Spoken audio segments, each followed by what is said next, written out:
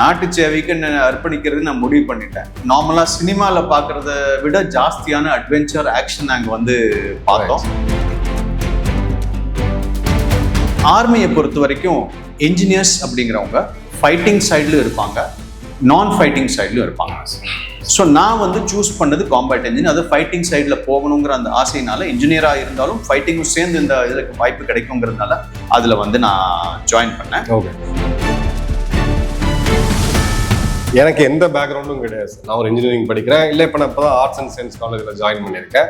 ஹிந்தி தெரியாது, மெயினாக இது ஒரு பிரச்சனை நம்ம ஸ்டேட்டில். ஸோ இந்த மாதிரி வரவங்களுக்கு உங்களுடைய ஒரு டாப் 3 அட்வைஸ் என்ன சார்? முதல் விஷயம் என்னன்னா, டிஃபென்ஸ்குள்ளே போகணும் அப்படின்னா டிஃபென்ஸில் எப்படின்னா there is no syllabus. உங்கள் பர்சனாலிட்டி தான் சிலபஸ்.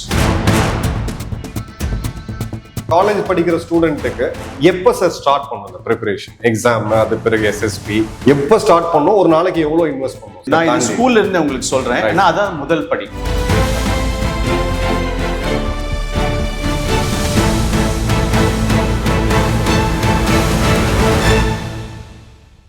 வணக்கம், ஜெயஹிந்த். இன்னைக்கு நம்ம சேனல்ல லீடர்ஸ் மீட் பண்ணக்கூடிய ஒரு முக்கியமான நிகழ்வு.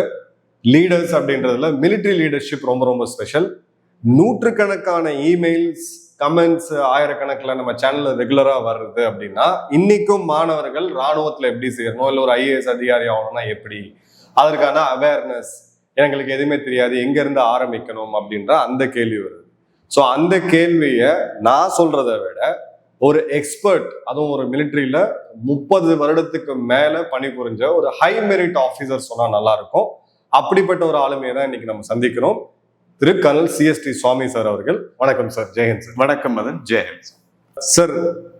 கோயம்புத்தூர்ல பிறந்து பெங்களூர்ல இன்ஜினியரிங் முடிச்சுட்டு ஜென்ரலா ஒரு பாத் என்ன அப்படின்னு பாத்தீங்கன்னா H1B விசா, US, அதுக்கப்புறம் யூஎஸோட green card and PR. But நீங்க 95, அதுவும் அந்த ஐடி கரியர் பீக்ல இருக்கும்போது சடனா நீங்க ஆர்மி, அதுவும் காம்பேட் இன்ஜினியர்ஸ்ல போய் ஜாயின் பண்ணி 95ல ஆரம்பிச்சு ஆல்மோஸ்ட் 31 இயர்ஸ். இந்த ஒரு ஜேர்னி எங்கேருந்து ஸ்டார்ட் ஆச்சு, அதை வந்து கொஞ்சம் சொல்லுங்க சார். கண்டிப்பா. என்னோட ஜேர்னி வந்து ஸ்டார்ட் ஆனது பள்ளி பருவத்துல. Okay sir. கோயம்புத்தூர்ல தூய மைக்கேல் மேல்நிலை பள்ளியில நான் படிச்சுட்டு இருந்தேன். ஆரம்பத்துல இருந்து கடைசி ஃபுல் ஸ்கூலிங் அங்கதான் பண்ணேன். 8ஆவதுல இருக்கும்போது எனக்கு NCCல இருக்கிற எங்க சீனியர்ஸை பார்த்து ஒரு ரொம்பவே ஆர்வம் வந்தது. அந்த யூனிஃபார்ம், விடுக்கான நடை, ரைஃபிள் ஃபயர் பண்ணக்கூடிய அந்த வாய்ப்பு, கேம்ப்ஸ்க்கெல்லாம் போவாங்க. ஸோ அவங்கள பார்த்தாலே ஒரு ஸ்மார்ட்டா, ஒரு டிஃப்ரெண்ட் டைப்பா இருந்தாங்க, மற்ற ஸ்டூடெண்ட்ஸ் மாதிரி இல்லாம. ஸோ அதனால வந்து நானும் NCCல சேரணும் அப்படின்னு சொல்லிட்டு மனசுல 8ஆம் கிளாஸ் வச்சுட்டு 9th இருந்து தான் அப்போ NCC ஸ்டார்ட் ஆகும். ஸோ 9th ஸ்டார்ட் ஆகுற அன்னைக்கு ஃபர்ஸ்ட் டே ஸ்கூல்ல முதல் நாள் அப்படின்னா புது கிளாஸ், புது செக்ஷன், ஃப்ரெண்ட்ஸ் மாறுவாங்க, டீச்சர்ஸ் மாறுவாங்க, கிளாஸ் நடக்காது, ஒரே கலகலப்பா இருக்கும். நான் வந்து எப்போ NCC பத்தி எனக்கு சொல்லுவாங்க அப்படின்னு வெயிட் பண்ணிட்டு இருந்தேன். ஸோ கரெக்டா 4 மணிக்கு எங்க பிரின்சிபல் வந்து பெல் அடிக்கிறதுக்கு முன்னாடி அனௌன்ஸ்மெண்ட் பண்றாரு. இந்த மாதிரி தேசிய மாணவர் படையில சேர விரும்புகிற மாணவர்கள் பள்ளி முடிந்தவுடன் NCC அலுவலகத்துக்கு செல்வோம். இது வந்து 8ஆம் கிளாஸ் நடக்குது. இது ஸ்டார்டிங் 8ஆம் கிளாஸோட first day. So I was waiting for that. அப்புறம் அப்படியே குடுகுடன் ஓடி போய் அங்கே லைன்ல நின்றுட்டேன். அங்க ரூம் பூட்டியிருக்கு. அவரும் ஒரு ஆசிரியர், உயர் திரு கண்ணையன் அவர்கள். அவருக்கு நான் ரொம்ப கடமைப்பட்டிருக்கேன். அவர் தான் NCC ஆஃபீஸர். ஸோ ஃபர்ஸ்ட் ஆளா நான் போய் மூடின கதவுக்கு முன்னாடி நிற்கிறேன். எனக்கு பின்னாட இன்னும் பல மாணவர்கள் அவங்கெல்லாம் வந்து லைன்ல நிற்கிறாங்க. அப்புறம் இவர் கொஞ்ச நேரம் கழிச்சு சார் வர்றாரு. வந்து அவர் 6 அடி உயரம். ஓப்பன் பண்ணிட்டு, கதவை ஓப்பன் பண்ணிட்டு திரும்பி பார்க்குறாரு. திரும்பி பார்த்தா இப்படி கீழே பார்க்குறாரு. கீழே முதலால நான் நின்றுட்டு இருக்கேன். என்னோட ஹைட் அவ்வளோதான். ஸோ அப்போ என்னப்பா அப்படிங்கிறாரு. சார் நான் NCCல ஜாயின் பண்ணணும் சார். அவர் உடனே சிரிச்சார். ஒரு துப்பாக்கியை நேரம் நிறுத்தி வச்சு அது உன்னை விட உயரமா இருக்கும், நீ எப்படி துப்பாக்கி தூக்கி சுடுவோ, உன்னை எப்படி நான் NCCல சேர்த்துக்கிறது அப்படின்னாரு. அப்போ இல்ல சார் எப்படியாவது பண்ணுங்க. இல்ல ஒரு வேலை பண்ணு, 9th தான் மெயினா எடுப்போம் நாங்க, நீ 1 வருஷம் வெயிட் பண்ணு, அதுக்கப்புறம் நல்லா சாப்பிட்டு உயரமாயிட்டு வா, உன்னை எடுத்துக்கிறேன் அப்படின்னு. ஸோ அப்போ இன்று போய் நாளை வா மாதிரி அந்த 1 வருஷம் என்னோட காத்திருப்பு இருந்தது. அதோட சேர்ந்து அடுத்த வருஷம் 9ஆம் கிளாஸ்ல இதே முதல் நாள் அதே மாதிரி ஒரு கலகலப்பான சூழ்நிலை. அப்போ வந்து எகெயின் ஸ்கூல் முடியும் போது எங்க பிரின்சிபல் அனௌன்ஸ் பண்றாங்க, சேம் NCCயில் சேர விரும்பும் மாணவர்கள் அலுவலகத்துக்கு செல்லும். ஸ்கூல் முடிஞ்சோன்னா குடுன்னு ஓடி போய் என்சிசி ஆஃபீஸில் அதே மாதிரி நிற்கிறேன். நான் அந்த முதல் ஆள் கூட்டின கதவுக்கு முன்னாடி முதல் ஆளாக நிற்கிறேன். அதே மாதிரி எனக்கு பின்னால் எல்லாம் கியூ உருவாகுது. கண்ணையன் சார் வராரு. வந்துட்டு கதவை திறந்துட்டு திரும்பி பார்க்குறாரு. அன்ஃபார்ச்சுனேட்லி என்னன்னு கேட்டிங்கன்னா, திருப்பி அவர் அதே மாதிரி என்ன கீழே பார்க்க வேண்டிய நிலைமை தான் நான் இருந்தேன். ஓகே, எதுக்கு வந்திருக்கேன் சார்? போன வருஷம் நீங்கள் சொன்னீங்கல்ல, நான் வந்துட்டேன் சார் அப்படின்னு. நீ வந்துட்ட சரி, பட் உனக்கு உயரம் இன்க்ரீஸ் ஆகலையே, உன்னை அப்படியே எடுத்துக்கிறதுன்னு. அப்புறம் ஐ வாஸ் ரியலி அப்செட். ஒரு மாதிரி மூஞ்சில அதை அழுகிற மாதிரி ஆயிட்டேன். சார் நான் இவ்வளோ நாளாக வெயிட் பண்ணியிருக்கேன் சார், நீங்கள் எடுத்துக்கோங்க என்சிசியில், நீங்கள் என்ன சொன்னாலும் நான் செய்கிறேன் சார் அப்படின்னு. சரி, அவரு சிரிச்சிட்டேன், சரி பரவாயில்ல அப்படின்னு என்சிசியில் நான் எடுத்துக்கிட்டேன். அதுக்கப்புறம் நான் ரொம்பவே சின்சியராக இருந்தேன். எங்கே துரத்தி விட்டுருவாங்களோ பயத்திலேயே ஐ ஸ்டார்டட் பெர்ஃபார்மிங் வெல். இன்ட்ரெஸ்டும் இருந்தது. தென் அதுலேயே வந்து நிறைய போட்டிகளில் பங்கேற்று பரிசுகளை வாங்கி அது மாதிரி ஒரு இதுல ஸ்டார்ட் ஆச்சு என்சிசி ஸ்கூல்ல 2 வருஷம். அதுதான் வந்து மெயின் மோட்டிவேஷன், ஸ்டார்டிங் பாயிண்ட் அப்படின்னு சொல்றோம்.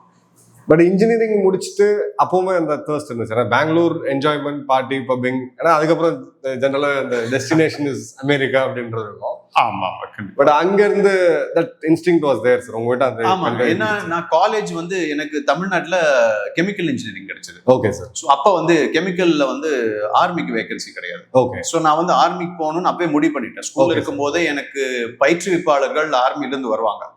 மிடுக்கான யூனிஃபார்ம் போட்டுட்டு வந்து அவங்க நடந்துக்கிறது, அதிகாரிகள் போற இதெல்லாம் பார்த்து எனக்கு அப்பவே போனா ஆர்மிக்கு தான் போகணும் அப்படின்னு இருந்தது. அதனால காலேஜ் ஜாயின் பண்ணி பெங்களூர் யூனிவர்சிட்டியில படிக்கும் போது கூட ஏகப்பட்ட டிஸ்ட்ராக்ஷன்ஸ் இருந்தது. நான் ஜாயின் பண்ண அந்த வருஷம் தான் அந்த கம்ப்யூட்டர் பூமே ஸ்டார்ட் ஆச்சு. Y2K சொல்ல போனா என்னோட பேட்ச்ல எல்லாருமே வந்து என்ன தவிர யூஎஸ்ல செட்டில் ஆனவங்க தான் அந்த டைம். அப்போ சொன்னாங்க, நீ வா, நான் உன்னை இது பண்ணி விட்டுறோம், மெயின் ஃப்ரேம் அப்படிங்கிற ஒரு கோர்ஸ் இருக்கு, அது இப்போ மெக்கானிக்கல் இன்ஜினியராலும் பரவாயில்ல, நீ மெயின் ஃப்ரேம் கோர்ஸ் படிச்சுட்டு வந்துரு, இங்க யூஎஸ்ல செட்டில் ஆயிடும். நான் வந்து இல்ல நாட்டு சேவைக்கு அர்ப்பணிக்கிறது நான் முடிவு பண்ணிட்டேன். ஏன்னா காலேஜ்லயும் என்சிசில இருந்தேன். Right sir.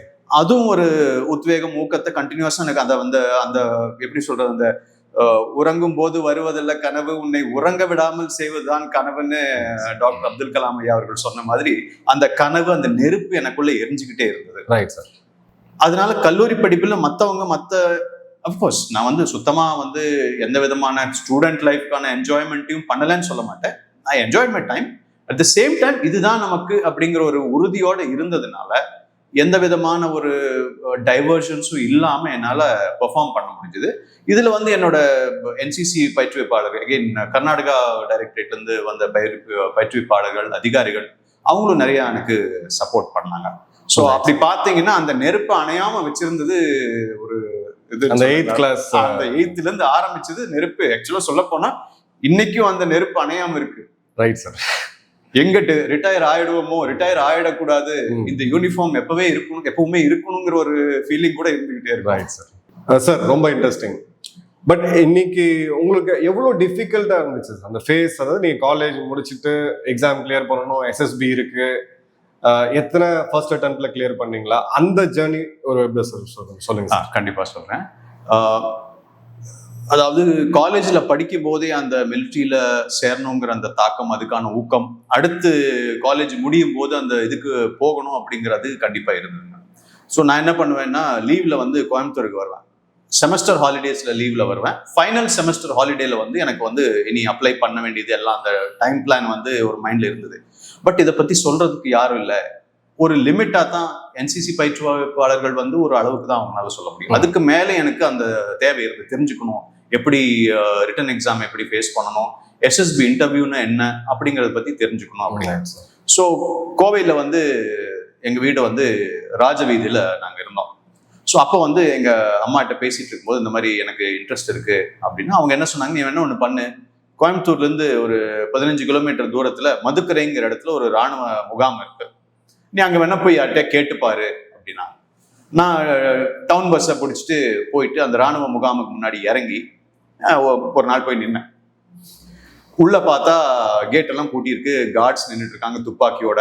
உள்ள நிறைய ஆக்டிவிட்டிஸ் நடக்குது, யூனிஃபார்ம்ல நிறைய பேர் போறாங்க, ட்ரைனிங் நடக்குது, சல்யூட் நடக்குது, பெரிய பெரிய அதிகாரிகள் வர்றாங்க போறாங்க. உள்ள போக பயம். அதனால என்ன பண்ணேன்னா, அங்க கேட்டுக்கு நேர் எதிர ஒரு கிலோமீட்டர் ஸ்டோன் மைல்கல் இருந்தது, அது மேல உட்காந்துட்டு நான் உள்ளே பார்த்துட்டு இருந்தேன். என்ன பண்ண வந்தேன்னு மறந்துட்டு அந்த காட்சியை பார்த்துக்கிட்டு சாயங்காலம் வரைக்கும் உட்காந்துருக்கேன். அப்புறம் டைம் ஆயிடுச்சு, போய் கேட்குற தைரியம் வரல, எந்திரிச்சு பஸ்ஸை பிடிச்சி வந்துட்டேன். ஸோ ஒரு வாரம் ஏறக்குறைய இந்த மாதிரி நான் டெய்லி போகிறது, அங்கே உட்கார்றது, அந்த கேம்பை அங்கே நடக்கிற ஆக்டிவிட்டீஸ் எல்லாம் பார்க்கறதுன்னு ஒரு வாரம் போச்சு. இந்த கார்ட்ஸ் அந்த கேட்ல இருந்தவங்க வந்து என்னை அப்சர்வ் பண்ணிட்டு இருந்திருக்காங்க. யார் இந்த பையன், அவன் வந்து டெய்லி வந்து இங்கே உட்காந்துட்டு உள்ள எட்டி எட்டி பார்க்குறான், அப்புறம் போயிடுறான் அப்படின்னு சொல்லி கூப்பிட்டாங்க. தம்பி இங்க வா, நீ யார் அப்படின்னா. நான் சொன்னேன், சார் இந்த மாதிரி நான் ஒரு ஸ்டூடெண்ட், எனக்கு வந்து ஆர்மியில் ஜாயின் பண்ணணும், எனக்கு வந்து எனக்கு கொஞ்சம் கைடன்ஸ் வேணும், ஆனால் எனக்கு தெரியல யாரு இவங்க, கோயம்புத்தூர்ல பெருசாக யாரையும் தெரியாது அப்படின்னா. அப்படியா, நீ வேணா ஒன்று பண்ணு, நீ நாளைக்கு வா, எங்க சீனியர் ஒருத்தர் வருவார், அவர்கிட்ட உன்னை இன்ட்ரடியூஸ் பண்ணி வைக்கிறோம், அவர் உனக்கு கைடன்ஸ் கொடுப்பாரு அப்படின்னா. அடுத்த நாள் அதே மாதிரி போறேன், அவங்க சீனியர், அவர் ஹவில்தார் அப்படிங்கிற ரேங்க்ல இருக்கிற ஒருத்தரை இன்ட்ரடியூஸ் பண்ணி வச்சாங்க. ஸோ அப்போ அவர் கேட்டா, நீ என்ன படிக்கிற என்ன அப்படின்னு கேட்கவும், நான் வந்து இந்த மாதிரி இன்ஜினியரிங் படிச்சுட்டு இருக்கேன் சார் அப்படின்னு சொல்லவும், ஓகே நீ இன்ஜினியரிங் படிக்கணும், உனக்கு அதிகாரி ஆகிற வாய்ப்பு இருக்கு, நான் வந்து ஒரு சோல்ஜர் லெவல்ல இருந்து வந்தவன், உன்னை வந்து எங்க கமாண்டிங் ஆஃபீஸர் அவர்கிட்ட நான் உன்னை இன்ட்ரடியூஸ் பண்ணி வைக்கிறேன், நாளைக்கு வா அப்படின்னாரு. திரும்ப போயிட்டு அடுத்த நாள் வரேன். அடுத்த நாள் அவர் என்ன பாஸ் எல்லாம் ரெடி பண்ணி உள்ள கூப்பிட்டுட்டு போயிட்டு, அவங்க கமாண்டிங் ஆஃபீஸர் உயர் திரு கர்னல் ஸ்ரீதரன் அவர்கள், அவர் இப்ப கோயம்புத்தூர்ல தான் ரிட்டையர் ஆகி செட்டில் ஆயிருக்காரு, அவர்கிட்ட என்ன கூட்டிட்டு போறாங்க. அவர் என்ன பார்த்துட்டு சில கேள்விகள்லாம் கேட்கிறாரு. எனக்கு ஒரு மாதிரி பயம். கமாண்டிங் ஆஃபீஸர் கர்னல் அப்படின்னாலே அவர் ரொம்பவே பாக்குறதுக்கு ரொம்ப ஸ்மார்ட்டா, அவர் பேசினாலே ஒரு நடுக்கம் வரணும். ஸோ நான் பேசிட்டு இருக்கேன். அப்போ அவர் சொல்றாரு, சரி உனக்கு நான் கைட் பண்றேன், அதுக்கு வந்து ஒரே ஒரு இது பண்ணு, நாளைக்கு வந்து you come and have breakfast with me, காலையில டிஃபனுக்கு எங்க வீட்டுக்கு வந்துரு, என் கூட நீ பிரேக்ஃபாஸ்ட் சாப்பிட்ற அப்படின்னா. ஓகே சார் அப்படின்னா. ஆனா அது ஒரு கண்டிஷன். என்ன கண்டிஷன் அப்படின்னா, நீ வந்து உங்க வீட்டுல இருந்து ஓடி வரணும், இங்க பஸ்ல எல்லாம் வரக்கூடாது, யூ ஷுட் கம் ரன்னிங், அதாவது 10-15 கிலோமீட்டர். நான் ஓகே சார் நான் வந்துடுறேன்னு சொல்லிட்டு வீட்டுக்கு வந்து அம்மாட்ட சொன்னேன், அம்மா இந்த மாதிரி சார் ஒருத்தர் கூப்பிட்டு இருக்காரு, நாளையில 15 கிலோமீட்டர் ஓடணும் அப்படின்னு. எங்க அம்மா சிரிச்சிட்டாங்க, நீ 1 கிலோமீட்டர் 2 கிலோமீட்டர் வேணா சொல்லலாம், என்சிசில இருக்க ஓடுறேன்னு, 15 கிலோமீட்டர் ஓடுறேன்னு சொல்ல, ஒன்று பண்ணி நீ பஸ்லேயே போ, சார்ட்டு சொல்ல இந்த மாதிரி அம்மா சொன்னாங்கன்னு சொல்லி, ஒன்றும் சொல்ல மாட்டேன் நீ போ அப்படின்னா. ஸோ அடுத்த நாள் அதே மாதிரி நான் இதுல பஸ்ல போய் அவரை பார்த்து, அங்கிருந்து அவர் வந்து எனக்கு கைடன்ஸ் கொடுக்க ஆரம்பிச்சார். எப்படி வந்து ரிட்டன் எக்ஸாம் ஃபேஸ் பண்ணணும், எப்படி எஸ்எஸ்பி இன்டர்வியூ ஃபேஸ் பண்ணணும், ஒரு அதிகாரி ஆகணும்னா தலைமை பண்புகள் எப்படி இருக்கணும், அதை எப்படி வளர்த்துக்கணும், இதுல வந்து அவர் எனக்கு ரொம்ப கைட் பண்ணாரு. சேர்றதுக்கு முதல் காரணம் என்சிசி அதிகாரி கண்ணையன் சார், அதுக்கு அடுத்த காரணம் கர்னல் ஸ்ரீதரன். இவங்க 2 பேர்னாலதான் என்னோட அந்த வாழ்க்கை பயணம் இந்த வழியில வந்தது. Super sir. சார் உங்களோட 31 இயர்ஸ் சர்வீஸ், அநேகமா காஷ்மீர்ல இருந்து கன்னியாகுமரி, கார்கில்ல இருந்து நீங்க எல்லாத்தையுமே பார்த்துருப்பீங்க. இந்த ஜேர்னி எங்களுக்கு வந்து கொஞ்சம் சொல்லுங்க சார், எப்படி இருந்துச்சு? முதலா நான் வந்து டியூட்டிக்கு என்ன அனுப்பின இடம் பாத்தீங்கன்னா line of control. Okay sir. நமது எல்ஓசியில காஷ்மீர்ல போட்டாங்க முதல்ல சார். ஸோ அது வந்து ஒரு அருமையான அனுபவம். ஏன்னா முதல்ல ஒரு அந்த மாதிரியான சில விஷயங்கள் நம்மளால சொல்ல முடியாது, பட் அதை பத்தி நீங்க உங்களுக்கு தெரியும். Right sir. அவ்வளவு ஒரு எக்ஸைட்டிங்கா, நார்மலா சினிமால பாக்குறத விட ஜாஸ்தியான அட்வென்ச்சர் ஆக்ஷன் அங்க வந்து பார்த்தோம். அதே மாதிரி நிறைய புது எக்ஸ்பீரியன்சஸ், புது லேர்னிங்ஸ், ஒவ்வொரு ஸ்டெப்பும் ஒரு லேர்னிங் சொல்லலாம். ஸோ ஒவ்வொரு ஸ்டேட்டுக்கு போகும்போதும் அங்கே இருக்கிற மக்கள், அங்கே இருக்கிற லாங்குவேஜ், அதை வந்து நான் கொஞ்சம் அப்சர்வ் பண்ண ட்ரை பண்ணுவேன். நிறைய லாங்குவேஜஸ் பேசுவேன். ஸோ அதனால காஷ்மீரிலிருந்து மற்ற பார்டர் ஏரியாஸ், சென்ட்ரல் இது எல்லாத்துலேயுமே நான் வந்து ஜாப் டியூட்டி பண்ணியிருக்கேன். ஒரு அருமையான எக்ஸ்பீரியன்ஸ். தலைமை பண்புகள் எப்படி உபயோகப்படுதுங்கிறத டைரக்டா நீங்க அங்கதான் பார்க்கலாம். ஏன்னா 12th காலேஜ் முடிச்சு ஒருத்தர் வந்து இந்த யூனிஃபார்ம் போடுறாங்கன்னா ஒரு 26 வயசுலயே அவங்களுக்கு கீழே ஒரு 40-50 சோல்ஜர்ஸ் வேலை பண்றாங்க அப்படிங்கிற அந்த பதவி அவங்களுக்கு. அது ஒரு கான்ஃப்ளிக்ட் சிச்சுவேஷன். அது ஒரு சிச்சுவேஷன். அவங்களுக்கு என்னன்னு நீங்க எது சொன்னாலும் அவங்க செய்வாங்க. ரைட். ஸோ அவங்களுக்கு நம்ம போடுற ஆர்டரா இருக்கட்டும், அவங்களுக்கா அந்த பிளானிங்கா இருக்கட்டும், அதை நம்ம பெர்ஃபெக்டா பண்ணணும். ரைட். அது எப்படிங்கிறது இந்த மாதிரியான ஒரு சூழ்நிலையை நான் கத்துக்கிட்டேன். Right sir. சாரோட ரொம்ப முக்கியமான ஒரு ஸ்பெஷாலிட்டி என்ன அப்படின்னு பார்த்தீங்கன்னா, வெகு சில பேர் தான் பண்ண முடியும். CAJW அப்படின்னு சொல்லக்கூடிய கவுண்டர் இன்சர்ஜென்சி ஜங்கல் வார்ஃபேர், வனப்பகுதிகளில் தீவிரவாத வேட்டை அப்படின்றது ஒரு டஃப்பான கோர்ஸ். வெகு சில அதிகாரிகள் தான் அதில் இருக்காங்க. நாகாலாந்து எக்ஸ்பீரியன்ஸ் எப்படி சார் இருந்துச்சு? நாகாலாந்து எக்ஸ்பீரியன்ஸ், அந்த counter insurgency and jungle warfare அப்படிங்கிற அந்த கோர்ஸ், அது குவாலிஃபை ஆனாதான் அனுப்புவாங்க. ரைட். ஸோ அந்த கோர்ஸ்ல வந்து நான் நல்லா பெர்ஃபார்ம் பண்ணி குவாலிஃபை ஆனேன். அங்க வந்து நிறைய விஷயம் சொல்லி கொடுப்பாங்க. அதாவது நீங்க வந்து சாப்பாடே இல்லாம காட்டுக்குள்ள எப்படி சர்வைவ் பண்ணலாம். ரைட். எதிரிய வந்து அவன் அந்த தீவிரவாதிகளோட காலடி தடம், அந்த மண் வாசனை, அந்த மாதிரி நிறைய விஷயங்களை வச்சு அவங்க இருக்காங்களா இல்லையா, எங்க போறாங்க, அதையெல்லாம் பண்றது கத்துக் கொடுப்பாங்க அங்க. அது கத்துக்கிட்டதும் இல்லாம அந்த லோக்கல் லாங்குவேஜை கத்துக்க வேண்டியிருக்கும். ஸோ அப்படி வந்து அந்த அகாடமியில வந்து எங்களுக்கு புதிய ஒரு மொழி எப்படி கத்துக்கிறதுன்னு சொல்லி கொடுத்தாங்க. ஸோ நாகான் லாங்குவேஜ் நான் அந்த கோர்ஸ்ல கத்துக்கிட்டேன். அதுக்கப்புறம் என்ன நாகாலாந்துல டிப்ளாய் பண்ணாங்க. ஸோ நாகாலாந்துல எப்படின்னு பாத்தீங்கன்னா அங்க வந்து தீவிரவாதம் வந்து ரொம்ப பழைய தீவிரவாதம், 1918-19 இருந்து ஸ்டார்ட் ஆன தீவிரவாதம். அவங்க வந்து அருமையான ஒரு மலைப்பகுதி, அதுல வந்து அவங்க கில்லாடி. ஸோ அவங்களோட இடத்துலயே போய் வீழ்த்தணும் அப்படின்னா அவங்கள விட நம்ம பெட்டரா இருக்கணும். ஸோ இதுல வந்து லாங்குவேஜ், ஃபிட்னஸ், அப்புறம் கம்யூனிகேஷன் வித் பீப்புள், இந்த மாதிரி ஒரு நிறைய ஒரு இதுல வந்து ட்ரைனிங் எடுத்துட்டு போய் அதை ப்ராக்டிக்கலா என்னால வந்து அங்க யூஸ் பண்ணி நிறைய சக்சஸஸ் அங்க கிடைச்சது எங்க பட்டாலியனுக்காக. சார், நீங்க இப்போ தேர்ந்தெடுத்தது கோர் ஆஃப் இன்ஜினியர்ஸ், அதுவும் காம்பேட் இன்ஜினியர்ஸ் நீங்க தேர்ந்தெடுத்தீங்க. வெகு விரைவில் எம்இஜியை பத்தி ஒரு டாக்குமெண்ட்ரி வரும், அதுல நீங்க ஃபுல்லா பார்க்கலாம். பட் ஃபர்ஸ்ட் ஹேண்டா சார் இருந்தே கேட்போம், சார் காம்பேட் இன்ஜினியர்ஸோட ரோல் என்ன சார், ஒரு பீஸ் டைம்ல, ஒரு வார் டைம்ல?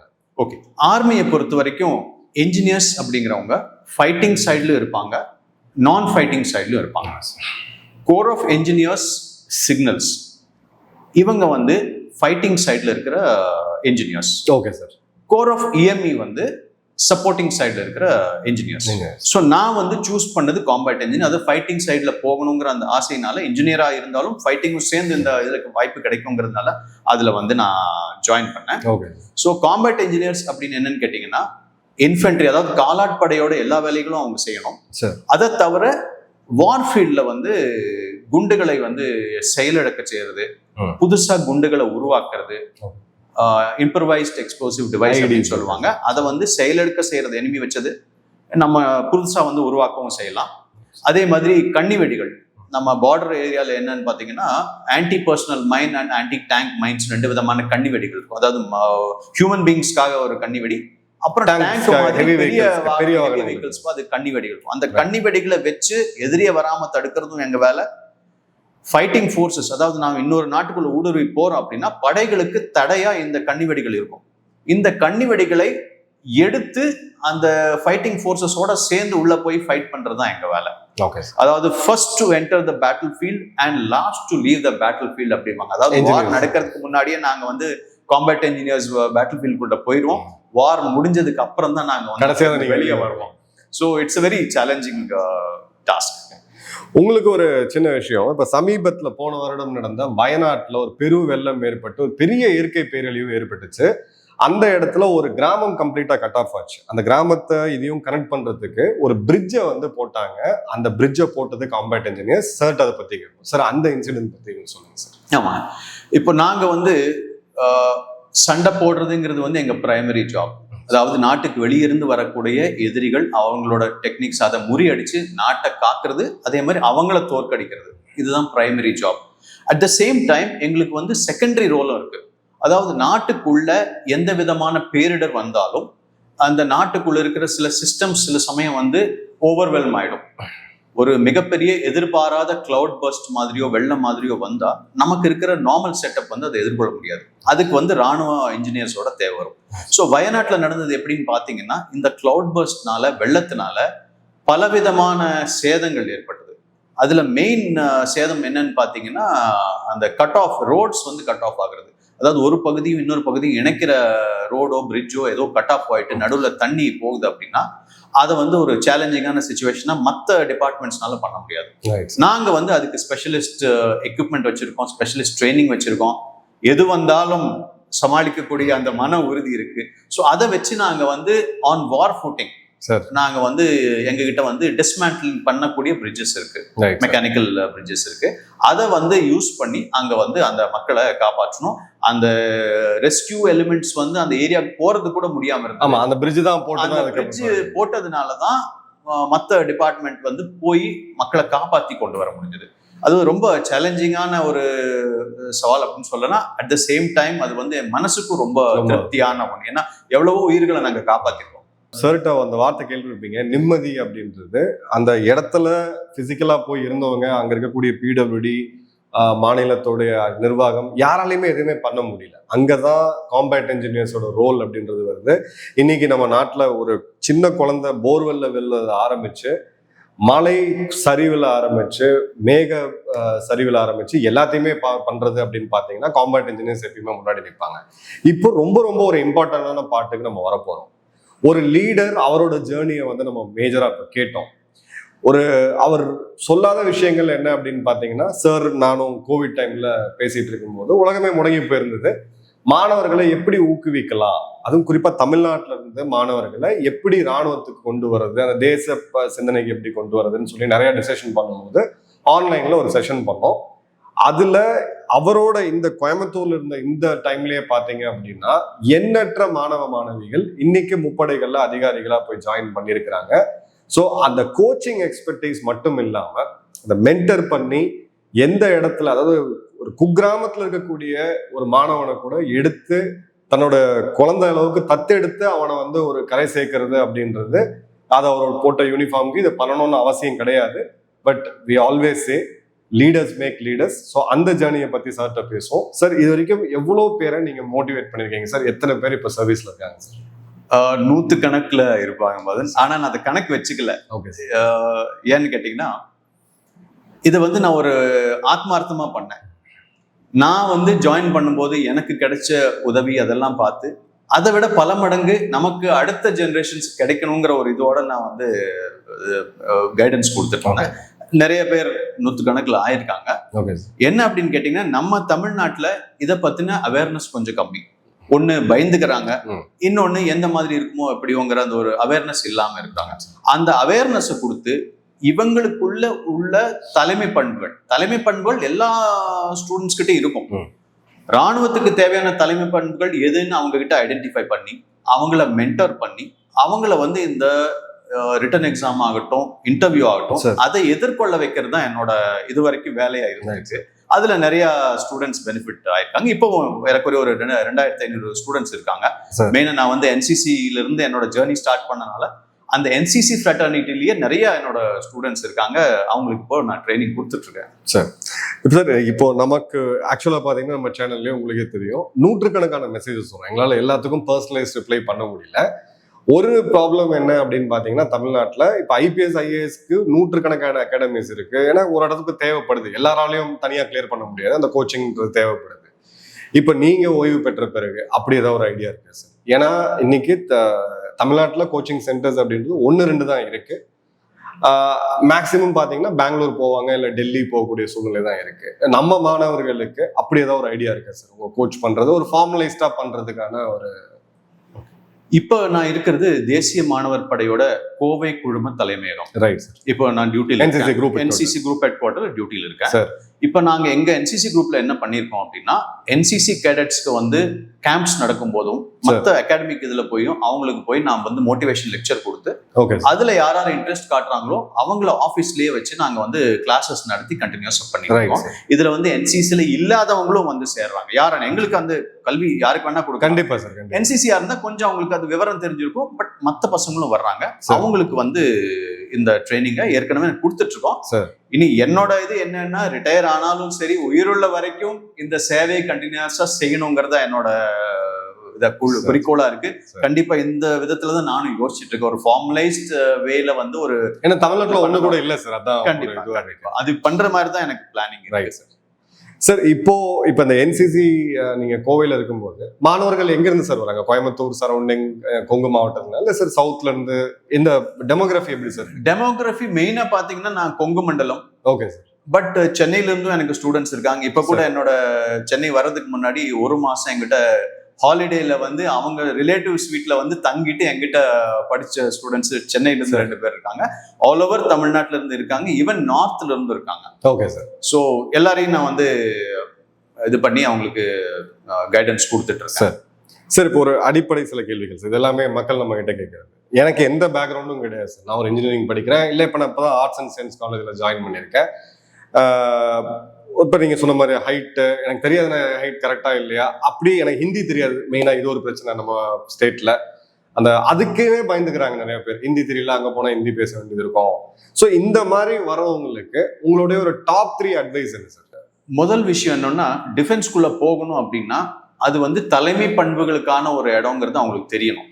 இவங்க என்ன நினைக்கிறாங்க அப்படின்னா, ஒரு கைடு புக்கை வாங்கி அதுல இருக்கிறத படிச்சு போய் எழுதுனா பாஸ் ஆயிடலாம் அப்படிங்கிறாங்க. ஏன்னா மற்ற தொழில்கள், மற்ற கெரியர் ப்ரொஃபஷன்ஸ்ல என்னன்னு கேட்டீங்கன்னா, அவங்க அதுல ஒரு சிலபஸ் இருக்கும், அந்த சிலபஸை படிக்கணும், அதை வச்சு எழுதி அவங்க பாஸ் பண்ணி இன்டர்வியூல அதை பத்தி தான் கேள்வி கேட்பாங்க, பாஸ் பண்ணிடலாம், வேலை கிடைச்சிடும். டிஃபென்ஸ்ல எப்படின்னா there is no syllabus. உங்க பர்சனாலிட்டி தான் சிலபஸ். உங்க தலைமை பண்புகள், உங்க ப்ராப்ளம் சால்விங் எபிலிட்டி தான் ஒரு மெயின். இது நீங்க வந்து பெருசா புக்ஸ் எல்லாம் படிச்சு இதெல்லாம் பண்ண வேண்டியது இல்லை. உங்க தலைமை பண்புகளை வளர்த்துக்கணும். அது எப்படி வளர்த்துக்கணும்? ரொம்ப சிம்பிள். டிஜிட்டல் வேர்ல்ட்ல இருந்து வெளியே வந்து டே டு டே ஆக்டிவிட்டிஸ், வீட்டு வேலை செய்யறது, வெளியே மக்களோட பழகிறது, அந்த மாதிரி ஆக்டிவிட்டிஸ் செஞ்சா அது வந்து அவங்களுக்கு தலைமை பண்புகளுக்கு ரொம்ப உபயோகப்படும். ஸ்டூடெண்ட்ஸ், என்னோட ஸ்டூடெண்ட்ஸ்க்கு முதல்ல நான் கொடுக்குற அட்வைஸ் என்னன்னு கேட்டீங்கன்னா, நீங்க வந்து ஒரு பார்ட் டைம் ஜாபோ, பார்ட் டைம் பிஸ்னஸோ, இல்ல ஒரு வாலண்டியரிங் ஆக்டிவிட்டியோ ரெகுலரா பண்ணணும் அப்படின்னு அவங்களுக்கு அட்வைஸ் கொடுப்பேன். சில பேருக்கு பிசினஸ் பண்ற கேப்பபிலிட்டி இருக்கும், சில பேர் பாக்கெட் மணிக்கா ஒர்க் பண்ணணும்னு நினைப்பாங்க. இந்த மாதிரி அவுட் சைடு வேர்ல்டுக்குள்ள இறங்கி மக்களை சந்திச்சு அவங்க வந்து அவங்கள ப்ரிப்பேர் பண்ணிக்கணும். தலைமை பண்புகள் இது முதல் விஷயம். ரெண்டாவது விஷயம் கேட்டீங்கன்னா பிசிக்கல் ஃபிட்னஸ். அதாவது அதிகாரியா சேர்றதுக்கு உங்களுக்கு வந்து ரொம்ப பெரிய பிசிக்கல் ஃபிட்னஸோ 5 கிலோமீட்டர் ஓட வைப்பாங்க, அதை பண்ண வைப்பாங்க, அதெல்லாம் எதுவுமே கிடையாது. அதிகாரியா போறதுக்கு உங்களுக்கு தேவை ஒரு டிகிரி, ஹெல்தி பாடி இருக்கணும். பஸ் எஸ், பிசிக்கல் ஃபிட்னஸ் இருக்கணும், ரொம்பவும் சோம்பேறியா இருக்கக்கூடாது. டெய்லி ஒரு வாக்கிங், ரன்னிங் பண்ணி ஏதோ ஒரு ஸ்போர்ட்ஸ் விளையாடி அதுல வந்து அவங்க ஈடுபாட்டோட இருக்கணும். இது என்னோட ரெண்டாவது அட்வைஸ். மூணாவது அட்வைஸ் என்னன்னு கேட்டீங்கன்னா பேச்சு திறமை. பேச்சு திறமையில 2 விஷயம் இருக்கு. ஒண்ணு, ஹிந்தி தெரியாதுன்னு பயந்துக்க வேண்டியது. ஏன்னா நான் வந்து இங்கிலீஷ், தமிழ் மட்டும்தான் எனக்கு தெரியும். தமிழ்ல வந்து நான் மன்ற தேர்வுல டிஸ்ட்ரிக்ட் ஃபர்ஸ்ட் வாங்கினேன். சுத்தமா ஹிந்தி வராது. ட்ரைனிங் முடிக்கும் போதே ஒரு விதமா கொஞ்சம் கொஞ்சமா பேசினா பழகிட்டேன், கொஞ்சம் ஹிந்தி தெரியும். ஆனா என்ன போட்டது அவங்க வந்து சீக்கியர்கள் உள்ள ரெஜிமெண்ட். என்னோட அஃபிலியேஷன் வந்து சீக்கியர்கள் உள்ள ரெஜிமெண்ட். அதுல வந்து ரெஜிமெண்டல் லாங்குவேஜ் எக்ஸாம் இருக்கு. ஹிந்தி கத்துக்கிறதுக்கு முன்னாடி என்ன பஞ்சாபி கத்துக்க வச்சிட்டாங்க.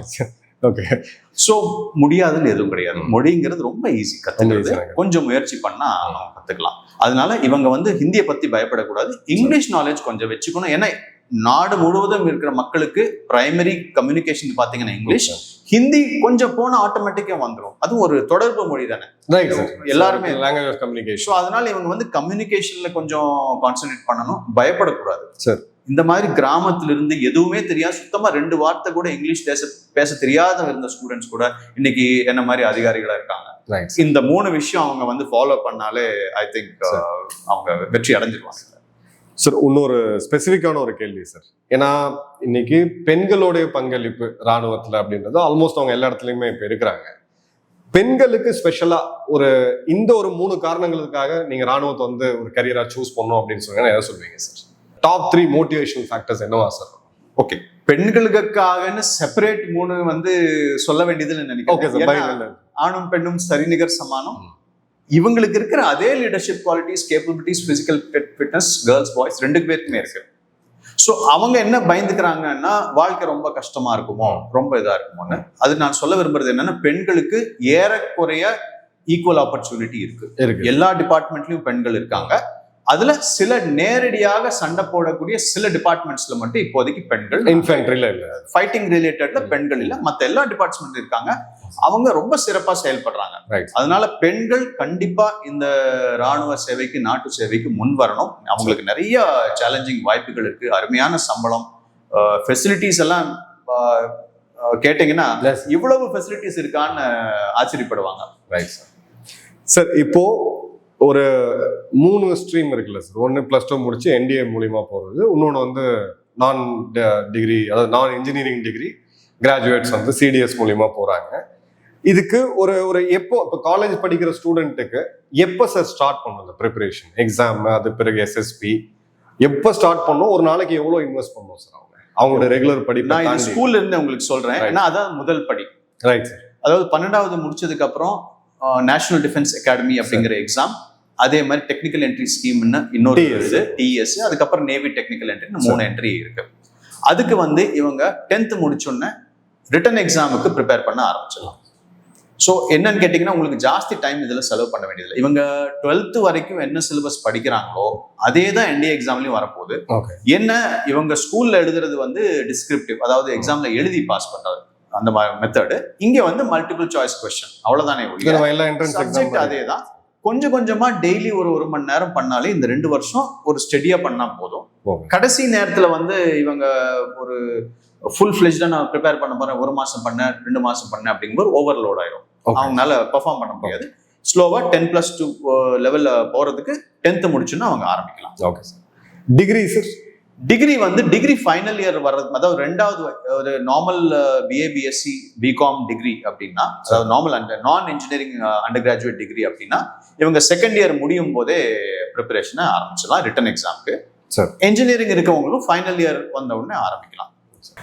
சார் ரொம்ப ரொம்ப ஒரு முக்கியமான கொஸ்டின் சார். என்னன்னா, இப்போ ஒரு ஸ்கூல் காலேஜ் ஒரு கேம்பஸ் பிளேஸ்மெண்ட்ஸ் வராங்க, யூனிவர்சிட்டியில கேம்பஸ் பிளேஸ்மெண்ட் வராங்க. அந்த நிறுவனங்கள் எல்லாமே பார்த்தீங்கன்னா அந்த டாப் 10 மெரிட்ல ஃபர்ஸ்ட் 10 பசங்களை எடுத்துக்குவாங்க, அவங்க பிளேஸ்மெண்ட் ஆஃபர்லாம் வரும். அதன் பிறகு அந்த செகண்ட் லாட் ஒரு அடுத்த ஒரு 80% அபோவ் அந்த ரேஞ்சில் இருக்கக்கூடிய பசங்கள்லாம் பார்த்தீங்கன்னா அவங்க ஏதோ ஒரு வேலையில தேடி கண்டுபிடிச்சு போயிடுறாங்க.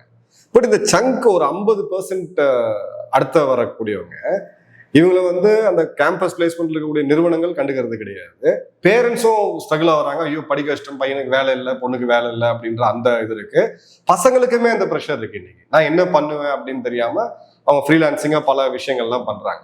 இப்போ இதுவும் அதே மாதிரி ஆர்ம் ஃபோர்ஸஸ்ல நீங்க பாத்தீங்க அப்படின்னா அக்னிவீரா இருக்கட்டும் சார், ஈவன் ஆஃபீஸர்ஸ்ல ஒரு ஷார்டேஜ் இருக்கிறத நம்ம பாக்குறோம். இது உங்களோட அனாலிசிஸ் என்ன சார்? ஓகே, இதை வந்து நான் ஏற்கனவே அனாலிசிஸ் பண்ணியிருக்கேன். என்னன்னு கேட்டிங்கன்னா, டாப் ஸ்டூடெண்ட்ஸ் தான் எல்லாருமே தேவைன்னு எடுக்கிறது. பேரண்ட்ஸும் நீ 5 ரேங்க்குள்ள வாங்கினியா 10 ரேங்க்குள்ள வாங்கினியான்னு கேட்டு தான் ஸ்டூடெண்ட்ஸை புஷ் பண்றாங்க. இன்ஸ்டிடியூஷன்ஸும் டாப்பர்ஸை தான் அவங்க வந்து கொண்டாடுறாங்க, போஸ்டர்ல போடுறாங்க. சேம் வே ஜாப் மார்க்கெட்லயும் பாத்தீங்கன்னா கம்பெனிஸும் வந்து டாப்பர் தான் எங்களுக்கு வேணும், ஏன்னா நாங்க சம்பளம் கொடுக்குறோம், பெஸ்ட் வேல்யூ வேணும்னு அவங்கள எடுக்கிறாங்க. பட் அதுக்கு கீழே இருக்கிற ஆவரேஜ் பீப்புள் 50%லேருந்து இந்த 80% வரைக்கிற எடுக்கிற ஸ்டூடெண்ட்ஸுக்கு சரியான வேலை வாய்ப்பு இந்த இண்டஸ்ட்ரினாலேயோ பேரண்ட்ஸ்னாலேயோ இன்ஸ்டிடியூஷனாலேயோ பிளான் பண்ண முடியல. இதுல வந்து ஆர்ம் ஃபோர்ஸஸ்க்கு வந்து இவங்க சூட் ஆவாங்க அப்படின்னு நான் சொல்லுவேன். எப்படின்னு கேட்டீங்கன்னா, டாப்பர்ஸ் வந்து எப்பவுமே ஒரு விஷயத்துல சூப்பரா இருப்பாங்க, பல விஷயத்துல அவங்களால கேப்பபிலிட்டி காட்ட முடியாது. ஒரு ஸ்டூடெண்ட் வந்து மேத்ஸ்ல 100 மார்க் எடுக்கிறாங்க அப்படின்னா மற்ற லைஃப் ஸ்கில்ஸ்லாம் அவங்களுக்கு கேப்பபிலிட்டி பெருசா இருக்காது. அதே மாதிரி அவங்க நல்லா கேப்பபிலிட்டி இருந்தாலும் அவங்க ரிஜிடா இருப்பாங்க. எங்களுக்கு தேவை ட்ரெயினபிள் மெட்டீரியல். இந்த 50 to 80% வந்து நாங்க வந்து பெர்ஃபெக்ட் ட்ரெயினபிள் மெட்டீரியலா பார்க்கணும். ஏன் அப்படின்னு கேட்டீங்கன்னா, அவங்களுக்கு வந்து எல்லா விதமான லைஃப் ஸ்கில்ஸ்லயும் ஒரு ரீசனபிள் கேப்பபிலிட்டி இருக்கு. அவங்க நிஜ வாழ்க்கையில வாழ்றவங்க. டாப்பர்ஸ் வந்து நிஜ வாழ்க்கையில வாழ்வாங்க. ஸோ அதுக்காக நான் டாப்பர்ஸ் எடுக்கணும்னு சொல்லலை, எடுக்க மாட்டோம்னு சொல்லலை. டாப்பர்ஸ் வந்தாலும் okay, but main chunk of the material for us trainable material பார்த்தீங்கன்னா இந்த 50 to 80%. ஸோ நான் ஒரு பேரண்டா பார்க்கும்போது என்னோட சன்னோ டாட்டரை வந்து ஆவரேஜா இருந்தா எனக்கும் அந்த கவலை இருக்கும். டாப் மார்க் இல்லையே, ஐஐடி கிடைக்குமா, மெடிக்கல் கிடைக்குமா, என்ன பண்றது அப்படின்னு யோசிச்சுட்டு இருக்கோம். இன்ஸ்டிடியூஷனுக்கும் இது ஒரு நல்ல ஆப்ஷன். ஏன்னு கேட்டீங்கன்னா, அவங்களும் வந்து அந்த டாப்பர்ஸை வச்சுதான் அவங்களோட இது பிளேஸ்மெண்ட் ரெக்கார்டே இருக்கு. ஸோ இங்க வந்து சப்ளை மீட்ஸ் டிமாண்ட். இந்த ஆவரேஜ் பீப்புள் வந்து பேரண்ட்ஸ் ஆகட்டும் இன்ஸ்டிடியூஷன்ஸ் ஆகட்டும் அவங்கள ஊக்குவிச்சு, டிஃபென்ஸ் ஃபோர்ஸஸ் யூனிஃபார்ம் ஃபோர்ஸஸ்க்கு அவங்கள ஊக்குவிச்சா அவங்க எங்களுக்கு தேவையான பெஸ்ட் மெட்டீரியல் அவங்க தான். ஏன்னா they are the right trainable material அப்படின்னு நாங்கள் சொல்லுவோம். ஸோ அப்போ பேரண்ட்ஸுக்கும் நம்ம வந்து ஒரு நிம்மதியை கொடுக்குறோம் ஆர்ம் ஃபோர்ஸஸ்ல போறதுனால, இன்ஸ்டிடியூஷனுக்கும் அவங்களோட பிளேஸ்மெண்ட் ரெக்கார்டு இம்ப்ரூவ் ஆகுது. The society also benefits. ஒரு நல்ல ஒரு இது மேட்ச் ஆகுது. ஆமாங்க, வேலை வாய்ப்பு கிடைக்காத கஷ்டமான இந்த காலத்துல இது ஒரு அருமையான வாய்ப்பு இருக்குன்னு மக்களுக்கு கொண்டு போய் சேர்க்கறது என்னோட கொள்கை, என்னோட குறிக்கோள். Thank you sir. சார், இப்போ தமிழ்நாட்டில் இருக்கக்கூடிய ஸ்டூடெண்ட்ஸ், வெளியில இருக்கவங்க நிறைய பேர் பார்த்துட்டு இருப்பாங்க சார். இப்போ அவங்களுக்கு இதுல ஏதாவது ஒரு அட்வைஸ் தேவை, உங்க ஆலோசனை தேவை, உங்க மென்டர்ஷிப் தேவை அப்படின்னா உங்களை காண்டாக்ட் பண்ணலாமா சார்? கண்டிப்பா. நான் என்னோட மொபைல் நம்பரை கொடுக்குறேன் சார். எங்க குரூப் ஹெட் குவார்ட்டர்ல ஒரு டெலிகிராம் சேனல் வச்சிருக்கோம். Okay sir. ஸோ அதையும் நான் ஷேர் பண்றேன். நீங்க ஷேர் பண்ணல யாரா இருந்தாலும் கேட்கலாம். அந்த நம்பருக்கு வாட்ஸ்அப் மெசேஜ் அனுப்புனாங்கன்னா நானே கால் பண்ணி பேசுவேன், இல்ல நான் பதில் கொடுப்பேன். இந்த கைடன்ஸை கொடுக்கணுங்கிறத என்னோட இந்த இவ்வளவு அருமையான ஒரு கரியர் ஆப்ஷன் இருக்கு நம்ம மக்களுக்கு தெரியறது இல்லைங்கிறதுனாலதான் இன்னைக்கு இந்த நம்ம பாட்காஸ்டே பண்ணிட்டு இருக்கோம். இப்போ ஒருவேளை ஒரு காலேஜஸ் ஸ்கூல்ஸ் உங்களை இன்வைட் பண்ணணும் சார். நான் ஐ என்கரேஜ், நிறைய பேர் கல்வியாளர்கள் கல்வி நிற தந்தைகள் நீங்க இருக்கீங்க. இந்த மாதிரி லீடர்ஷிப்ஸ் பர்சனாலிட்டிஸ் உங்க காலேஜுக்கு கூப்பிட்டு வராங்க. கூப்பிட்டு வந்து நீங்க பேசுனீங்கன்னா தான் ப்ராக்டிக்கல் லைஃப் என்ன, ஒரு லீடர்ஷிப்னா என்ன அப்படின்றது தெரியும். மேபி சார் சொன்ன மாதிரி அவர் அந்த என்சிசில இருந்த அந்த யூனிஃபார்மை பார்த்து தான் அவர் இன்னைக்கு இவ்வளவு பெரிய லீடரா இருக்கார். எனக்குமே அந்த உந்துதல் வந்துதான் நான் இருக்கேன். எனக்கு அது கண்ணிலேயே தெரியல அப்படின்ற போது நான் அதை நோக்கி போறதுக்கான வாய்ப்பு இல்லை. ஸோ காலேஜஸ் ஸ்கூல்ஸ் உங்களை அப்ரோச் பண்ணலாமா சார்? கண்டிப்பா அப்ரோச் பண்ணலாம். கெஸ்ட் லெக்சர்ஸ் எங்க வேணா ஆர்கனைஸ் பண்ணலாம். நான் வந்து ஒரு half day work shop career opportunities இன் ஆர்ம்ட் ஃபோர்ஸஸ் அப்படின்னு பண்றேன். அதுல வந்து டிஃபென்ஸை பத்தி எல்லாமே நான் வந்து நம்ம ஸ்டூடெண்ட்ஸ்க்கு சொல்றேன் சார். ஸோ எப்படி என்னன்னு பாத்தீங்கன்னா எங்கிட்ட நிறைய வீடியோஸ் இருக்கு. அவங்களுக்கு ஏன்னா இப்போ இருக்கிற ஜென்ரேஷன் வந்து புக்கை பார்த்து படிக்கிற ஜென்ரேஷன் கிடையாது, ரீல்ஸ் வீடியோஸ் பார்த்து படிக்கிறாங்க. ஸோ அவங்களுக்கு ஏற்ற மாதிரி அவங்களுக்கு புரியுற மாதிரி அவங்களுக்கு எது பிடிக்குமோ அவங்க மனசுல என்ன கேள்வி இருக்கோ அதை முதல்லயே புரிஞ்சுக்கிட்டு இந்த ஹாஃப் டே ஒர்க் ஷாப்பை நான் நடத்துறேன். அதுல வந்து கிளியர் ஆயிடும் அவங்களுக்கு என்ன கேரியர் ஆப்ட் பண்ணவங்கன்னு இந்த இதுலயே கிளியர் பண்ணிடுவேன். Right sir. அதை தவிர என்சிசி பத்தி இன்னொரு முக்கியமான விஷயம் உங்களுக்கு சொல்லணும்னு நினைக்கிறேன். என்சிசியில் இருக்கிற கேடட் என்சிசி முடிச்சு காலேஜ்ல சி சர்டிபிகேட், அதாவது 3வது லெவல் சர்டிபிகேட், சி சர்டிபிகேட் வாங்கின ஒரு கேடட் கண்டிப்பா டிஃபென்ஸ்க்கு ட்ரை பண்ணும். ஏன்னு கேட்டீங்கன்னா அந்த டிஃபென்ஸ்க்கான பாதி ப்ரிப்பரேஷன் அவங்க பண்ணிட்டாங்க. என்சிசில நாங்க அவங்களுக்கு கொடுத்துறோம். அவங்களை அரைவாசி ப்ரிப்பேர் பண்ணியாச்சு, பாதி கிணத்து தாண்டின மாதிரி. அதுக்கப்புறம் அவங்க கொஞ்சம் எஃபர்ட் போட்டாங்கன்னா டிஃபென்ஸ்ல ஆபீசர் ஆயிடலாம். இதுதான் என்சிசியோட ஸ்பெஷாலிட்டி. ஸோ சாரோடது ஒரு எக்ஸ்க்ளூசிவ் ப்ரோக்ராமே இருக்கு என்சிசில அவங்க உருவாக்கி வச்சிருக்காங்க. நீங்க ஜஸ்ட் சாருக்கு இமெயில் பண்ணாலோ இல்ல வாட்ஸ்அப் மூலியமா பெட்டரா இருக்கும். ஏன்னா அவ்வளவு கால்ஸ் ஹேண்டில் பண்ண முடியாது. நீங்க தொடர்பு கொண்டீங்கன்னா நீங்க படிக்கிற ஸ்கூல்ல ஸ்டூடெண்ட்ஸ் பார்த்துட்டு இருப்பீங்க, இல்ல பேரண்ட்ஸ் பார்த்துட்டு இருப்பீங்க. உங்க ஸ்கூல்ல காலேஜஸ்ல சொல்லுங்க. ஒரு 10th and above வந்தோன்னா ஆஃப் டே இது எங்க ஆரம்பிச்சு இது எப்படி அப்ரோச் பண்ணுன்ற கம்ப்ளீட் கோச்சிங்க சார் வந்து கொடுப்பாரு. இன்ஃபேக்ட் நான் போய் ராணுவத்துல 2003 ஜாயின் பண்ணும் போதே பாத்தீங்க அப்படின்னா பெரிய அளவுக்கு அவேர்னஸ்ல எதுவுமே கிடையாது. என்ன நடக்குது என்ன எதுன்னு தெரிய கூட தட்டுத்தர மாதிரி வந்தோம். ஆனா இன்னைக்கு வி ஆர் கனெக்டட் டிஜிட்டலி. இன்னைக்கு இங்க பேசுறது நீங்க உலகம் முழுக்க யார் வேணாலும் பார்க்க முடியும். ஸோ இந்த வாய்ப்பை மறக்காம பயன்படுத்துங்க. சார் கிட்ட இன்னும் நிறைய பாட்காஸ்ட் நம்ம பண்ணுவோம், ஸ்பெசிபிக் சப்ஜெக்ட்ஸ்ல நம்ம பண்ணுவோம். சார் இந்த ஒரு தருணத்துக்கு நான் ரொம்ப நாள் பேசிட்டு இருந்தேன் சார். உங்களுடைய இந்த டைமுக்கு மிக்க நன்றி சார். இன்னும் நம்ம நிறைய பாட்காஸ்ட் பண்ணணும் சார். உங்களை இன்னும் நிறைய ஷோஸ்ல ஸ்பெசிஃபிக்கா என்சிசினா என்ட்ரினா என்ன, என்டிஏ என்ட்ரினா என்ன அப்படின்னு சொல்லி ஸ்பெசிஃபிக்கா துறை ரீதியாகவும் கொண்டு போகணும்னு நான் பாக்குறேன் சார். உங்களோட கோஆபரேஷன் கண்டிப்பா எங்களுக்கு வேணும். அந்த கோஆபரேஷன் எப்பவும் இருக்கு மதன். ஏன்னா நம்ம மக்களுக்காக நம்மளால என்ன செய்ய முடியுங்கிறத வந்து நான் எப்பவுமே யோசிச்சுட்டு இருப்பேன்.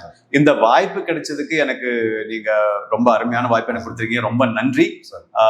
மக்களுக்கும் நான் சொல்ல விரும்புறது என்னன்னா, ராணுவ சேவை நாட்டு சேவை அப்படிங்கிறது ஒரு மிக முக்கியமான ஒரு சேவை. அதற்கு ஏகப்பட்ட காம்படிஷன் இருந்தாலும் எங்களை மாதிரி எக்ஸ்பர்ட்ஸ் இருக்கும்போது உங்க ஸ்டூடெண்ட்ஸ் உங்க பசங்க அதை பத்தி கவலைப்பட வேண்டியதில்லை. கைட் பண்றதுக்கு நாம இருக்கோம். நீங்களும் என்கரேஜ் பண்ணுங்க.